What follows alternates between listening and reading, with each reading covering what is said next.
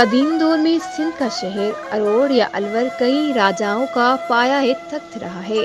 اروڑ سکھر میں روہڑی سے چند میل کی مسافت پر جنوب مشرق میں ایک پہاڑی پر واقع ہے۔ اروڑ پر چندرونشی راجاؤں کی 450 عیسوی سے 642 تک حکمرانی رہی، جن کو تاریخ میں رائے گھرانہ کے نام سے جانا جاتا ہے۔ تاریخ کے اوراق یہ بھی بتاتے ہیں کہ چندرونشی گھرانے نے 1100 قبل مسیح میں اس شہر پر حکومت کی تھی۔ جب سکندر نے اپنی فوجوں کا رخ ہندوستان کی جانب موڑا، اس وقت یہاں کا موسیقانوس کی حکومت قائم تھی، جبکہ رائے صحاسی کے زمانے میں نمروز ایرانی نے حملہ کیا تھا۔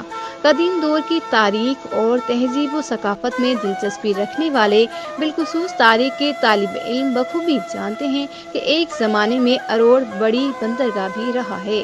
اس شہر اور بندرگاہ کا ذکر ہمیں چچنامہ کے علاوہ تحفۃ الکرام جیسی اہم اور مستند کتب میں بھی ملتا ہے۔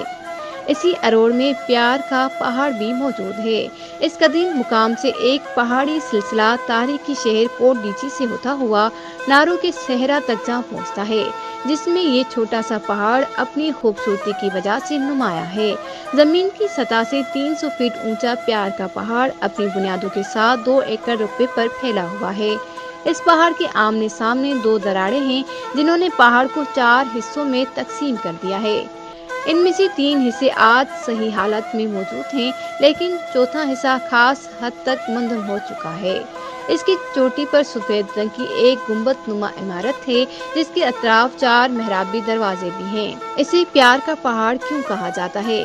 اس حوالے سے مقامی لوگوں میں چند باتیں مشہور ہیں، جبکہ عاشق مزاج لوگ یہاں اپنی محبت کی آزمائش اور محبوب سے وعدے نبھانے اور ساتھ دینے کی قسمیں اٹھانے کے لیے اس پہاڑ کی چوٹی پر جاتے ہیں۔ عاشق اپنے محبوب کو یہ باور کراتے ہیں کہ اگر وہ اس پہاڑ کی چوٹی پر چڑھ جائیں تو پھر محبوب کو بھی پا سکتے ہیں۔ کچھ عاشق اپنے محبوب کو یہ باور کروانا چاہتے ہیں کہ اگر وہ نہ ملا تو اسی پہاڑ کی چوٹی سے اپنی جان دے دیں گے۔ چند سال پہلے تک اس پہاڑ پر چڑھ کر متعدد لوگوں نے خودکشی بھی کی ہے۔ مقامی لوگوں میں مشہور ہے کہ یہ پہاڑ عاشقوں کے لیے ایک امتحان اور قربان گاہ ہے۔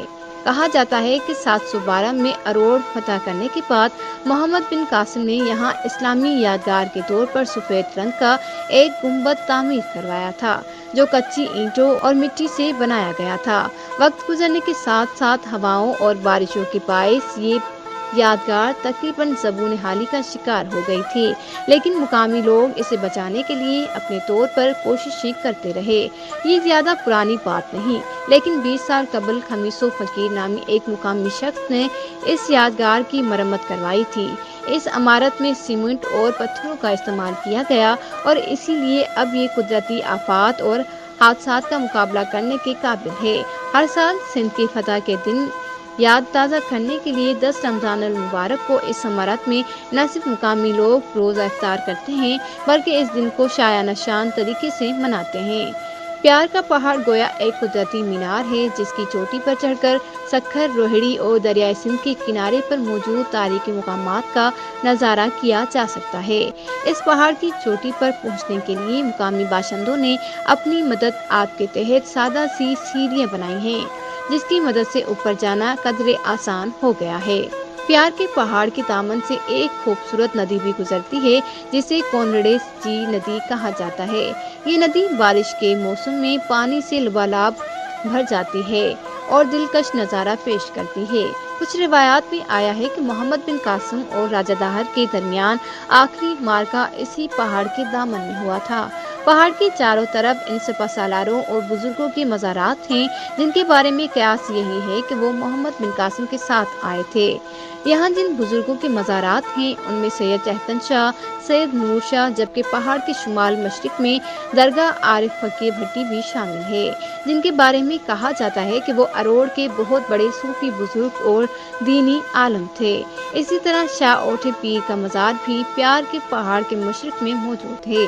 آپ کے مزار کے عقب میں تھوڑی سی اونچائی پر نامور درویش محمد قاسمانی کا مزار بھی واقع ہے۔